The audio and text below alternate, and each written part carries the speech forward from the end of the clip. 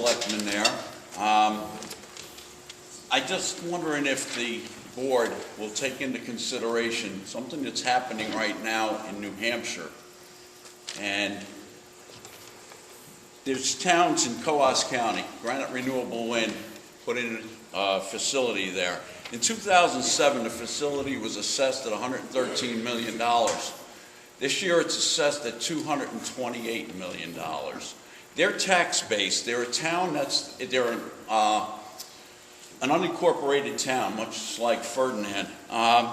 Their taxes were $32,138 in 2012. This year, their taxes are $876,945. Millsfield, New Hampshire. Dixville, a little less. Theirs was $83,500. It's up to $264,788 this year. They were reassessed due to the turbines. I was wondering if you would take into consideration, they're offering you $10,000 per megawatt. By the way, in a new facility in Maine that just voted to allow them to come in, they're offering them $16,666 per megawatt. That would come out to $1 million. Why don't you ask them for the same amount? But how about asking them for a clause to reopen negotiations if something like this happens? Maybe our tax structure isn't set up like New Hampshire now, but it certainly can be. Can I remind everybody in this meeting, okay, this is a vote for the taxpayers, okay? Everyone says residents. We have 39 residents, which is nothing, okay?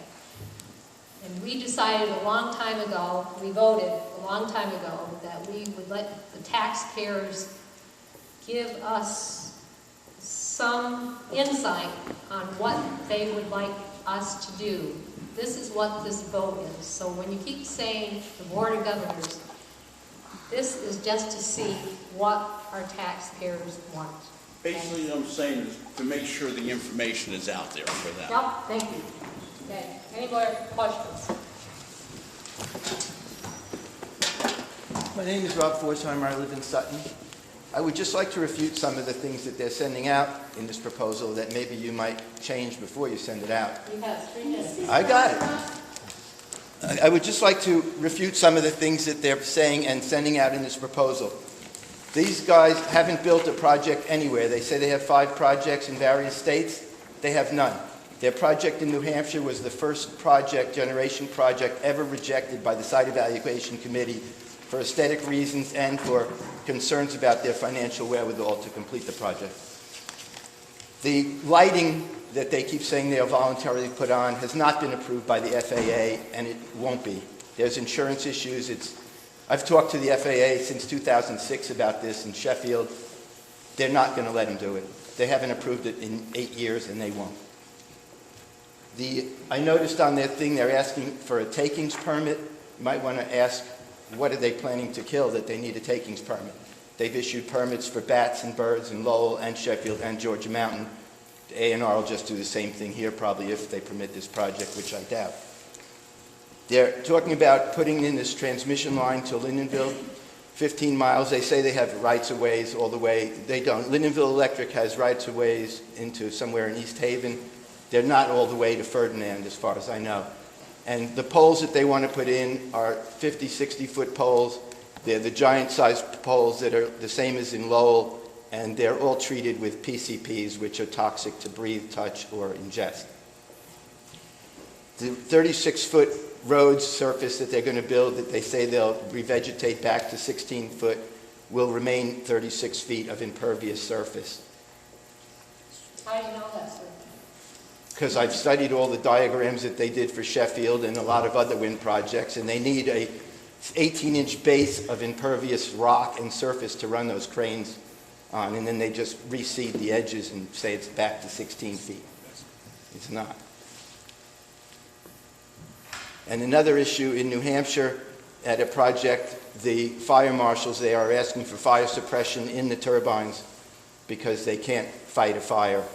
No fire department here is going to fight a fire 280 feet in the air. And last of all, they talk about selling the project's electricity in Vermont. There's a project that Iberdrola has proposed in Deerfield, the expansion of Searsburg, that they've gotten approval from the Public Service, but, excuse me, but have no interested buyers and no contracts with any buyers in Vermont. And many utilities in Vermont have said they're not interested in any more wind power. Any questions? I'd just like to make a comment also. I own a camp, my name's Dennis Liddy in Eden, and I look directly down the lake into the array of wind turbines there. I know that lighting system hasn't been approved, as Rob said, and they keep saying that that's what's coming. I mean, Green Mountain Power said that too. I asked David Halquist at their annual Vermont Electric Co-op meeting, what's the update on that lighting? And of course, he didn't know, and he said, well, it wasn't in my radar to know. That was the comment I got back from him. But the main thing I want to say is these lights, and Green Mountain Power told us, oh, they're synchronized. They're synchronized, but what you see is not synchronized because these turbines aren't separated from one another. They're mishmashed on the mountain, and when those lights flash and those blades go around, even though they're coming on at the same time, it looks like they're going on and off. I mean, it is not a flash off. They're here, there, and everywhere. And I mean, and that's from experience of sitting there and watching. And I think that's something that also needs to be clarified or cleared. Thank you. I think it's important that a lot of us here tonight live in Orleans County. And my name is David Kelly. And we came here, no one's paying us. We get no money. It cost us time and money to come here. We came here to tell you our experience. We've been there. We've seen it. I don't live under the wind towers. I live probably 8 miles away.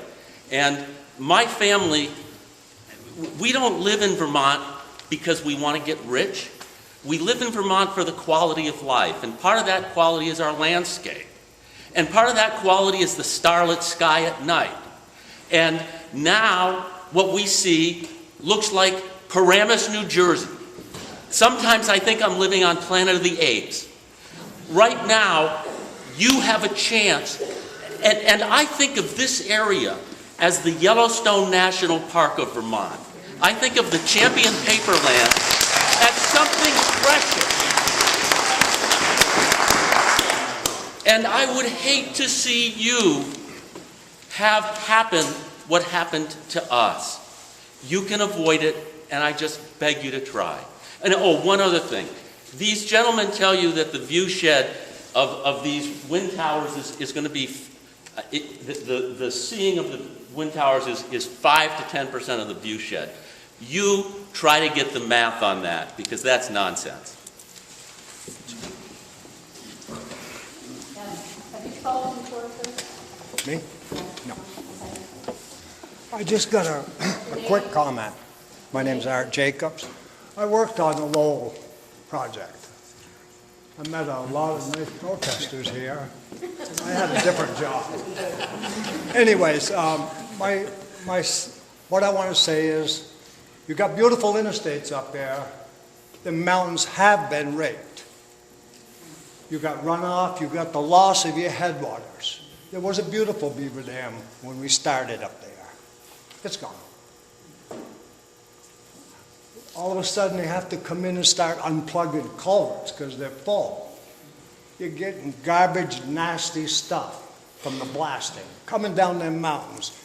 Oh, here comes a nice load of nice washed stone going up the mountain.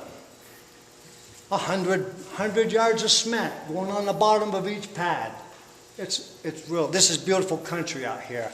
You people ought to leave it that way. Thank you.